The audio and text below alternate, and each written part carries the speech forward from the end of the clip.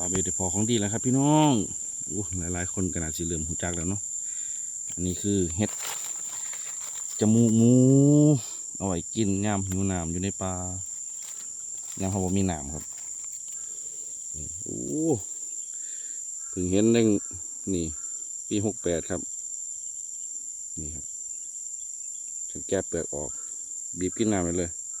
ชื่อว่าโฟกัสเนาะนี่หน้าตาเขาก็บ่ได้สวยหรูหรอกครับปากคือปากอีปิ้ง แต่นี่เบิ่งครับก็สิมีน้ำให้กินจืบบีบสิครับกินน้ำจวดนี่แค่นี้เองเขาก็ได้น้ำกินแล้วครับนี่ก็คือแก้กระหายในปลาได้ชั่วขณะนะครับบ่แม่นว่ากินเอาอิ่มเนี่ยมันอิ่มบ่ได้นะครับกันสิอิ่มต้องหลายๆครับต้องพอหลายๆดอกจังสิอิ่มนี่โอ้งามครับแล้วก็ต้นฤดูกาล68